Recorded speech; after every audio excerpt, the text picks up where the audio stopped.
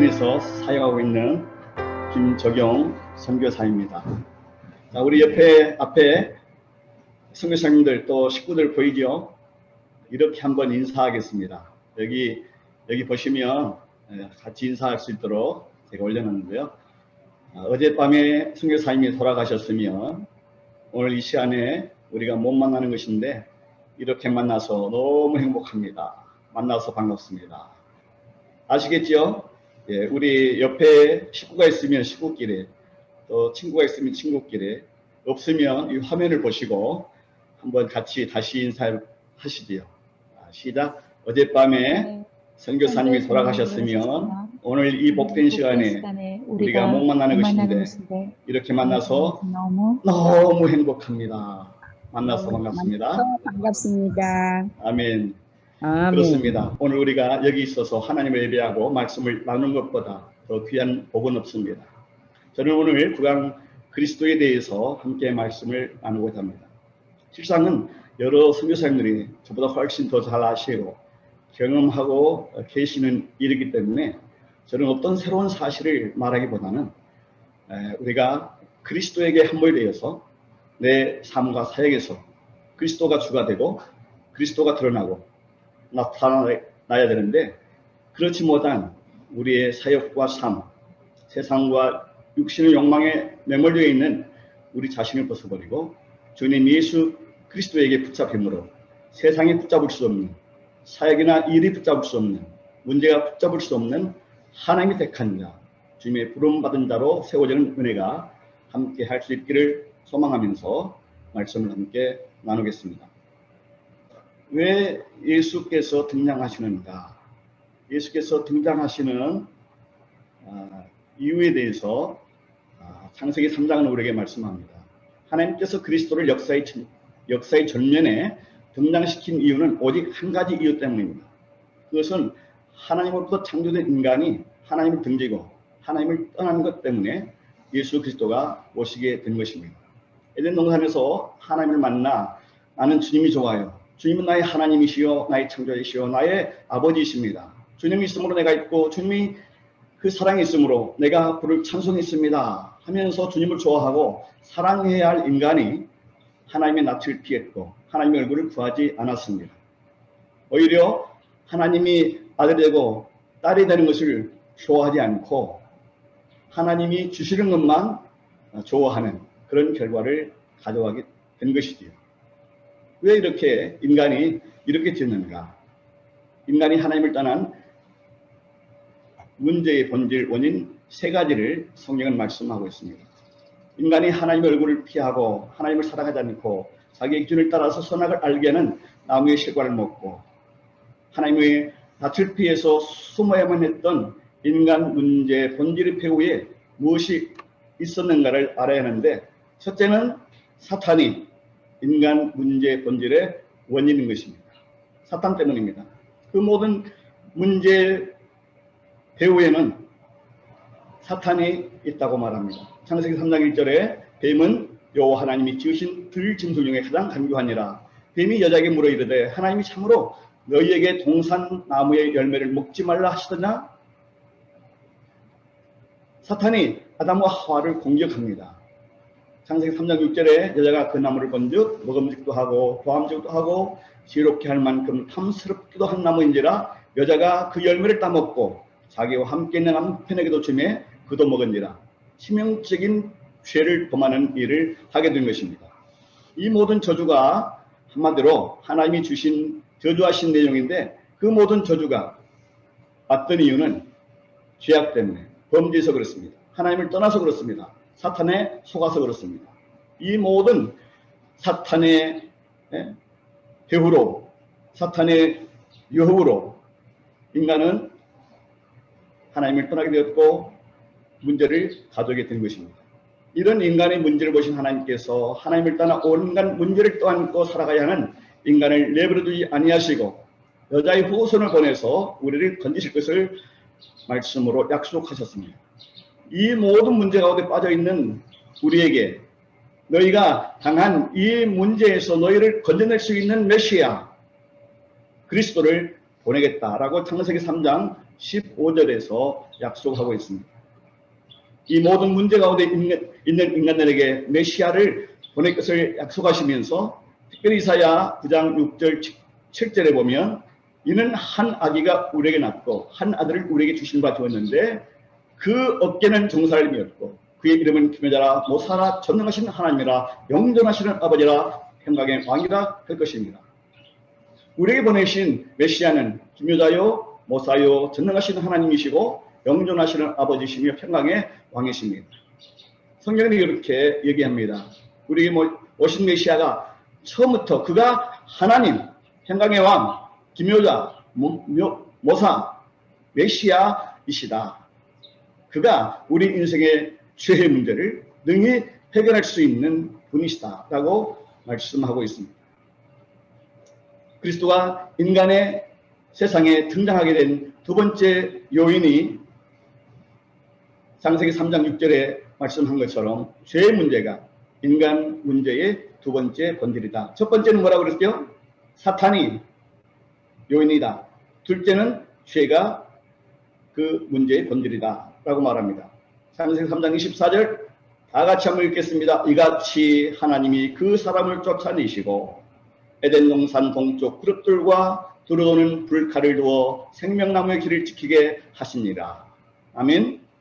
하나님께서 하나님께 내쫓김을 받는 모습만 언급했지만 창세기에 보면 그 범죄한 이후에 인간 스스로 하나님을 계속 멀리하고 두려워 숨고 핑계대고 원망하는 모습들이 다 녹아 있습니다.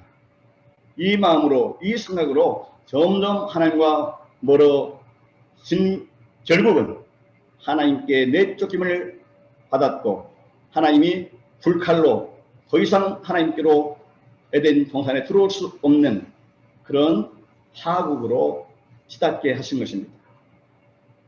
세 번째, 그리스도가 이 세상에 등장하게 된 근본적인 문제의 본질. 세 번째는 창세기 3장 24절 말씀처럼 하나님과의 단절이 인간 문제의 세 번째 본질이다 라고 말씀하고 있습니다.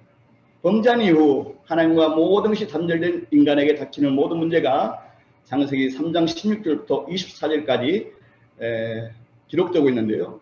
여기에는 가정의 문제, 고통의 문제, 일평생 수고해야만 수익을 얻고 살 수 있는 경제의 문제, 땅에 저주받는 환경의 문제, 질병의 문제도 들어있습니다.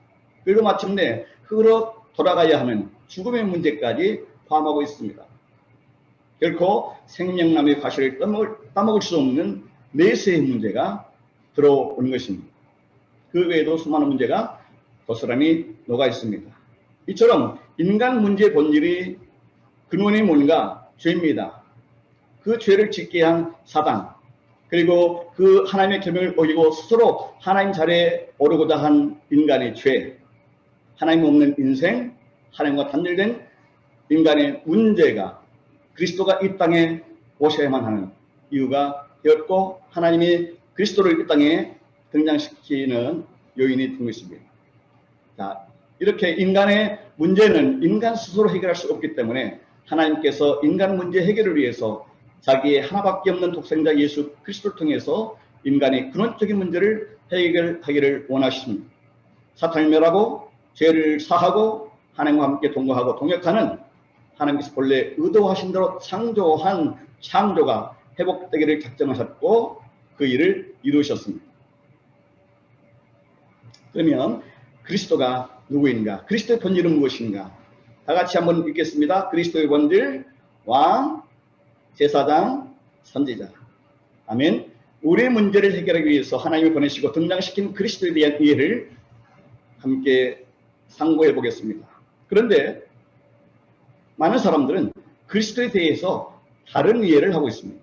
유대교 같은 경우에는 그리스도를 인정합니다. 하지만 유대교가 인정하는 그리스도는 하나님이 보내신 자, 이 정도만 인정합니다. 왕이고 제사장이고 선지자의 직분도 인정합니다. 그러나 단순히 사람일 뿐이고 유일신 사상만 강조하고 있습니다. 우리 가운데서 어떤 분들은 이렇게 인정하는 사람들이 있습니다. 그러나 그들과 우리가 다른 것은 그들은 여호와 하나님만 하나님이라 하고 예수님과 성령에 관해서는 전혀 인정하지 않습니다. 유대인들은요, 그러나 그들이 메시아에 관해서 얘기할 때도 그 메시아는 절대로 하나님일 수 없다. 그렇게 말합니다. 하나님이 보내신 존재에 불과할 뿐 하나님 자체일 수 없다라고 하는 것이 유대인들이 이해하는 그리스도에 대한 이해입니다. 우리는 어떻게 알고 있습니까? 메시아가 전능하신 하나님이라고 믿습니다. 똑같은 메시아라고 하는 단어를 쓰면서도 완전한 차이를 갖고 있는데 이것이 종교의 차이만 있는 것이 아니라 기독교 안에서도 마찬가지로 교회 안에서도 그리스도를 어떻게 이해하느냐에 따라서 믿느냐에 따라서 신앙생활의 유형이 결정되는 것입니다. 그리스도를 어떻게 이해하는가에 따라서 모든 것이 좌우되는 것입니다. 그러면 메시아에 대한 성경의 의견은 어떻게 나타나고 있는가? 그리스도, 그가 메시아다. 성경은 그리스도가 기름 부음 받은 자라고 언급하고 있습니다. 이 기름 부음 받은 일은 다양하게 나타나고 있는데요. 성물에도 기름을 부었고 사람들에게 기름을 부었습니다. 특별히 세 종류의 직분자들에게 기름을 부는 것을 우리가 잘 압니다. 왕과 제사장과 선지자들에게 기름을 부었습니다. 사무엘상 10장 1절에 보면 사무엘이 사울을 왕으로 세울 때 기름을 부었습니다. 이에 사무엘이 기름병을 가져다가 사울의 머리에 붓고 입맞춤이 이르되 여호와께서 내 기름을 부으사 그의 기업의 지도자로 삼지 아니하셨느냐. 사무엘이 기름 뿔 병을 가져다가 그의 형제에게 부었더니 이날 이후로 다윗이 여호와의 영에 크게 감동되니라. 사무엘이 떠나서 라마로 가니라. 사무엘이 사울을 왕으로 세웠다. 다윗을 왕으로 세울 때 또 기름을 부었습니다. 제사장의 기름을 부어준 근거가 출애굽기 29장 7절과 9절에도 나타나고 있습니다. 선지자에게 기름을 부은 근거도 시편 105편 15절, 열왕기상 19장 16절에 기록되고 있습니다.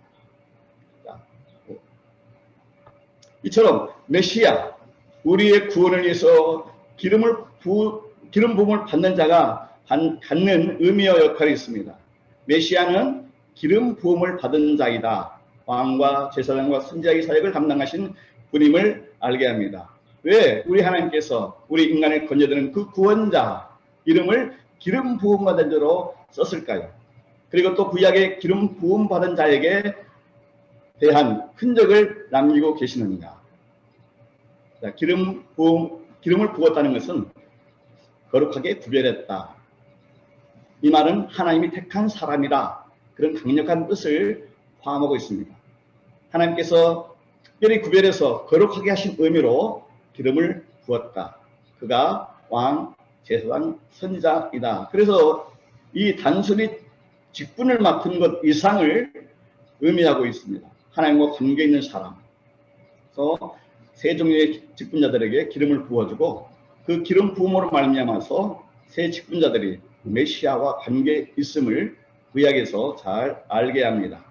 그러면 왕과 제사장과 선지자의 역할이 무엇인가? 우리 8강에서도 여러분이 설명을 잘 들으실 줄로 압니다. 왕은 백성들을 보호하고 왕은 대적을 이기는 대적을 상대하는 역할을 하는 것이죠. 제사장은 백성들을 대표해서 하나님께 나가서 제사 드림으로 예배와 속죄의 의미를 가져오게 하는 역할이 있습니다. 선지자는 하나님을 대신해서 하나님 편에서 인간에게 말씀을 주심으로 인간이 하나님을 떠날 수 없게 인도하는 그러한 일을 합니다.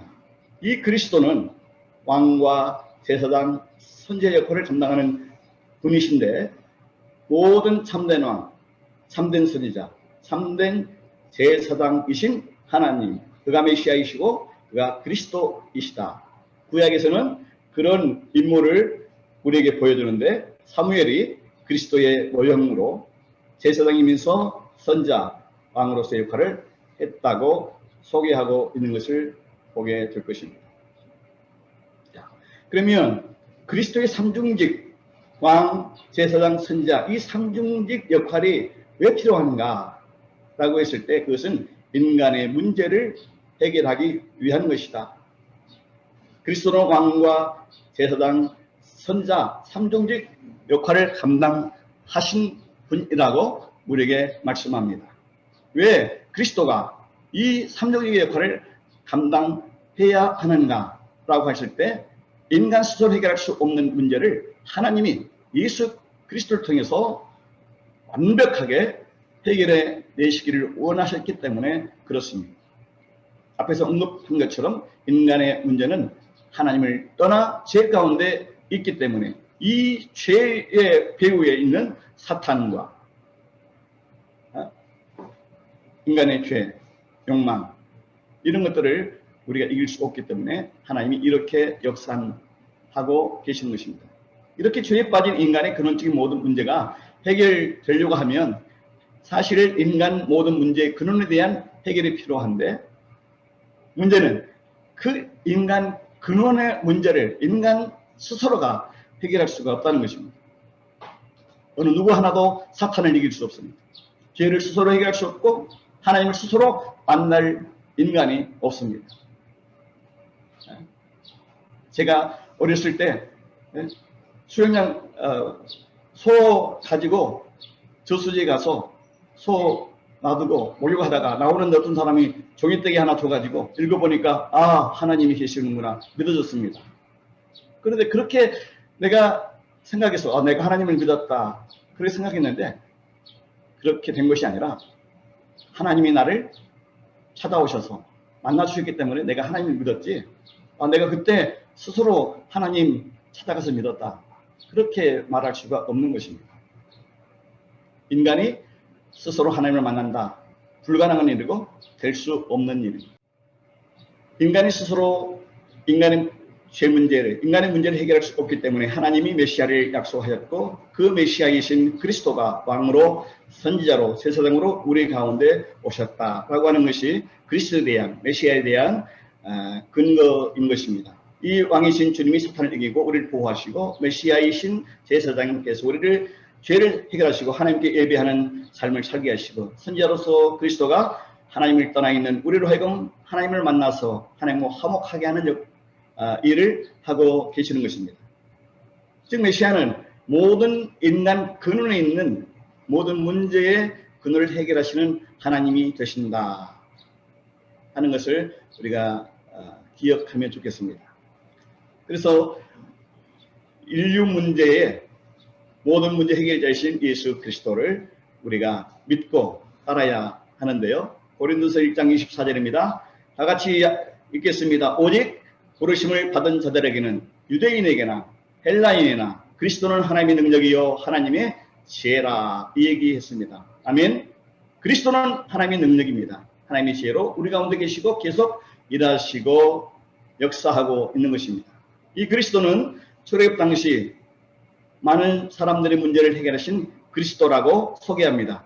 고린도서 10장 4절에서 다 같은 신령한 음료를 마셨으니 이는 그들을 따르는 신령한 반석으로부터 마셨는데 그 반석이 곧 그리스도라. 광야를 지날 때 어떻게 물을 해결했을까라고 했을 때에 인간 문제 해결자이신 그리스도로부터 반석으로부터 물을 얻었다. 그 문제 해결자가 예수님이셨다라고 성경은 우리에게 말씀하고 있는 것이죠.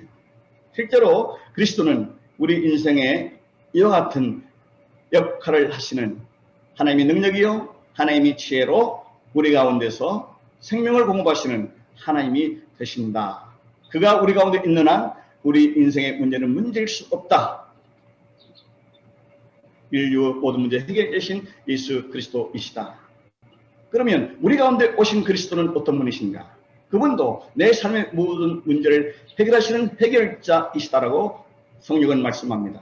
고린도서 15장 22절에 아담 안에서 모든 사람이 죽은 것 같이 그리스도 안에서 모든 사람이 삶을 얻으리라. 에베소서 1장 10절에 하늘에 있는 것이나 땅에 있는 것이 다 그리스도 안에서 통일되게 하려 하심이라. 골로새서 2장 2절에 이는 그들로 마음의 위안을 받고 사랑 안에서 연합하여 확실한 이해의 모든 풍성함과 하나님의 비밀인 그리스도를 깨닫게 하려 함이니.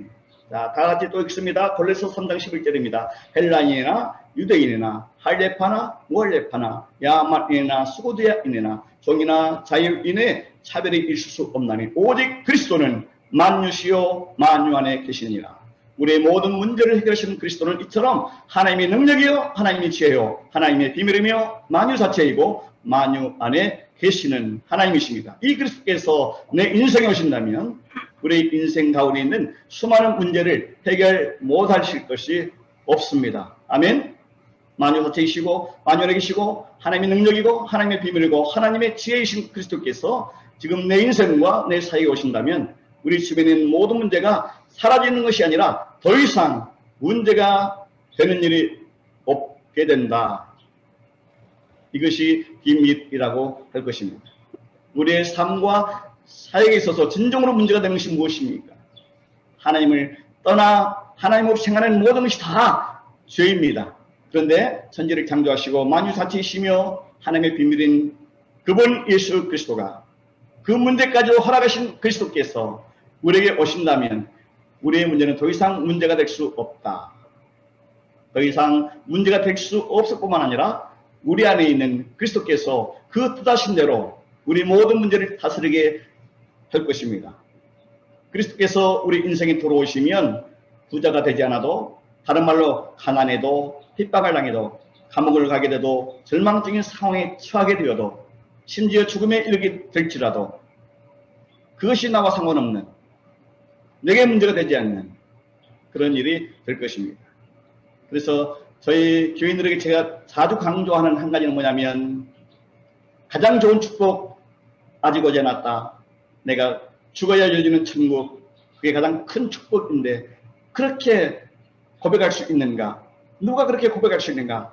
내 인생의 가장 큰 축복이 내가 죽어야 오는 것이라고 한다면 누가 그렇게 말할 수 있는가? 예수가 내 삶의 주인 되시고 나의 구주가 되신다고 고백하지 않는 한 그런 고백을 할 수 없지 않겠습니까? 자, 그리스도는 우리의 과거, 우리 현재 모든 미래를 책임지시는 하나님이십니다. 우리의 죄와 사단의 문제, 불신앙의 문제, 하나님을 떠나 있는 모든 문제를 책임지시고 해결하시는 그리스도께서 우리와 함께 하셔서 우리에게 구원하시는 그리스도의 능력을 나타내기 때문에 죽음이 문제될 수 없고 가난이 문제될 수 없고 문제가 문제될 수 없다는 사실을 우리가 늘 고백하며 주님을 의지하고 사는 삶이어야 할 것입니다. 이제 네 번째로 그리스도를 만난 사람과 그리스도를 만났다고 하는 증거를 우리가 어떻게 드러낼 수 있는가 살피고 말씀을 마치고자 합니다. 자, 성경에는 그리스도를 만난 수가성 여인에 대한 얘기를 하고 있습니다. 요한복음 4장에 보면 사마리아 수가성에 한 여인이 얘기를 하다가 메시아가 오시면 우리에게 모든 것을 알려주실 것이라고 얘기했는데 메시아를 내가 만났습니다. 이 어마어마한 메시아가 내 인생에 오시면 죄에서 해방되고 사탄에게서 해방되고 문제가 다 청산되고 하나님과 원수되었던 과거를 청산하고 하나님 만나서 하나님과 화목하고 하나님의 자녀가 되는 놀라운 일이 벌어질 것을 아는데 그녀가 그렇게 메시아를 만났다고 기록하고 있지요. 이 여인이 메시아를 만난 기쁨 때문에 물동이를 버려두고 동네에 들어가서 사람들한테 이렇게 얘기합니다. 나의 행한 모든 일을 내게 말한 이 사람을 봐보라. 이는 그리스도가 아니냐. 그 동네 사람들이 동네에 나와서 그리스도 예수께로 나왔습니다. 그 결과 많은 사마리아인이 예수를 믿었습니다. 그리스도를 만났고 믿은 자들에게 놀라운 일이 일어났습니다. 우리가 기억해야 할 것은 뭔가 하면 이 체험이 그녀만의 체험이 되어서는 안 된다고 하는 것입니다. 오늘 우리가 이미 경험한 체험이어야 하고 오늘 지금도 경험되어야 하는 체험이어야 하는 것입니다. 당신은 어제 받은 은혜로 오늘을 겨우 유지하고 지탱하고 살고 있지는 않습니다. 왕년에 내가 받은 능력, 왕년에 내가 받은 은혜, 왕년에 내가 받은 축복, 그것을 사랑하는 것으로 오늘 하루를 소멸하고 있다면 얼마나 불행한 인생이 되겠는가. 그래서 오늘 주시는 만나를 갖고 오늘 그리스도를 드러내고 그리스도를 보여주며 사는 매일이 되어야만 그리스도를 만난 사람이라고 하는 내게 그리스도가 있다고 하는 나는 그리스도의 사람이라고 하는 그런 증거를 보일 수 있으리라 믿습니다. 문제는 여러분이 수가성의 여인처럼 메시아를 만난 증거를 갖고 오늘을 살고 있는가? 이 엄청난 하나님의 은혜로 그리스도를 받아 우리 삶의 문제가 문제되지 않는다. 그렇게 고백하고 있는가? 어떻습니까? 여러분이 모든 인생이 사역이 복이라고 믿습니까? 아멘입니까? 예, 내가 할 수 없는 일을 만나고 내가 할 수 없는 상황이 전개될 때 우리 어떻게 얘기합니까? 어째 이런 일이 나에게 있을 수 있는가? 아이고 재수 없어. 왜 나야 왜 나? 그렇게 얘기합니까? 아니면 오메 좋아요 나 예수님이 너무 좋아요. 오메 좋아요 나 예수님이 너무 좋아요. 예, 이것은 내 문제가 아닙니다. 주님이 문제의 주인이십니다. 이것을 가지고 내가 고민하고 염려하고 낙심하고 좌절해야 이유가 없습니다. 이 문제가 내 문제가 아니라 주님 것이기 때문입니다. 내가 주님의 생명이 내 안에 있고 주님이 나의 구주가 되셨고 나의 그리스도이시기에 더 이상 문제일 수 없습니다. 그렇게 고백하면서 죽음조차도 기뻐하는, 문제를 문제로 여기지 않고 기쁨으로 바꾸는 그런 삶을 살고 있는 것입니다. 우리는 문제가 문제될 수 없게 해야 할 것입니다. 이 문제가 내 것이 아니라 주님 것이 오니 주님 당신의 뜻하신 대로 당신이 원하시는 대로 그렇게 되는 것을 내가 보겠습니다. 주님이 내 안에서 이루시는 당신의 일을 날마다 보는 것, 그것이 내 선교사의 사역이고 내가 오늘 여기 그리스도와 함께 사는 이유고 존재하는 목적입니다. 그렇게 말할 수 있기를 소망합니다. 기억하십시오. 내 문제를 해결하신 그리스도가 내게 있사오니 주님 나는 행복한 사람입니다. 주님 나는 행복한 목회자입니다. 주님 나는 행복한 선교사입니다. 그런 탄성이 터져나오고 기도할 수 있기를 원합니다. 우리 다시 한번 이렇게 되기를 소망하면서 같이 한번 고백하겠습니다. 선포하겠습니다.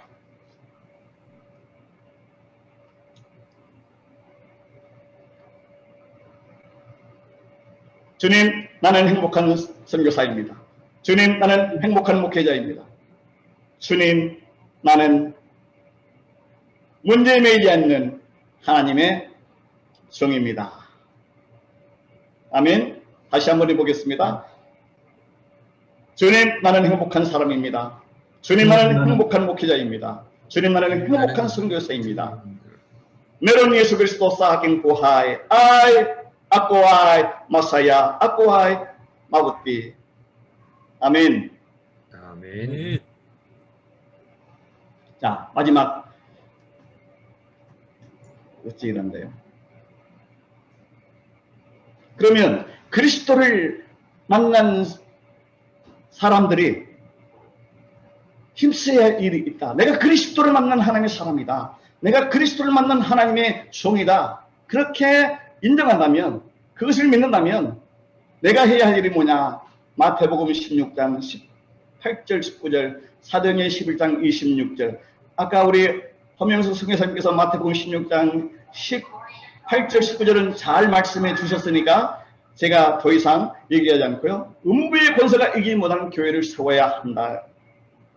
오늘 내가 그리스도를 만난 하나님의 사람이다. 목회자다. 선교사다. 그러면 우리가 힘써서 해야 할 일은 뭐냐면 음부의 권세가 이기지 못하는 교회를 만드는 것입니다. 천국의 열쇠를 가진 교회를 만들고 그 교회를 위해서 협력해야 한다는 것이죠. 그리고 비로소 안디옥 사람들이 이방 사람들에 의해서 저 사람들은 그리스도인이라 불려졌던 것처럼 다른 사람들에게서 내가 그리스도인이라고 하는 증거를 얻고 그리스도와 함께하는 사람이라고 하는 사실을 드러내고 보여주는 그런 삶을 사는 것, 그것이 오늘 그리스도를 만난 오늘 이 시대에 우리가 힘써서 애써서 해야 할 일이라고 하는 것을 믿습니다. 말씀을 마치겠습니다. 결론입니다. 결론. 자, 왜 그리스도가 등장합니까? 그리스도가 등장하는 이유가 무엇입니까?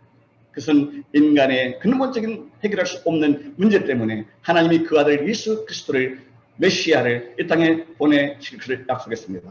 우리에게 오신 메시아는 왕이시고 제사장이시고 선지자이십니다. 그는 하나님의 비밀이고 하나님의 능력이며 하나님의 지혜이고 우리의 삶과 사역의 모든 주가 되십니다. 그 예수 그리스도 메시아이신 그리스도가 내 인생에 내 사역에 오시면 소가산의 여인처럼 살게 될 것입니다. 내가 만난 그리스도를 와 보라 그렇게 얘기할 것입니다. 다윗의 고백처럼 나는 더 떠날 것이 없다. 바울의 고백처럼 살아갈 수 있게 될 것입니다. 자, 제가 한 가지 빠뜨린 게 있는데, 자, 우리가 그리스도를 만난 증거가 뭐냐? 다윗은 시편 23편 1절에서 이렇게 고백합니다. 여호와는 나의 목자시니 내가 더 구할 것이 없다. 그리스도가 있는 사람은 그리스도 한 분으로 충분하기 때문에 내가 더 구할 것이 없다라고 고백하는 매일의 삶을 사는 자입니다. 돈 필요합니다. 그러나 그리스도로 돈을 얻습니다. 내가 사역 잘 되는 것 필요합니다. 그러나 그리스도로 내 사역이 잘 되게 하시는 하나님의 일을 보게 되는 것입니다. 바울은 고백합니다. 그리스도가 내게 있으므로 나는 항상 기뻐한다. 쉬지 않고 기도한다. 범사에 감사한다. 왜? 그리스도가 내 삶의 주인이시고 내 사역의 주인이시기 때문에 내가 할 수 있는 일 없고 나는 그리스도를 찾고 구하는 일만이 나의 전부요.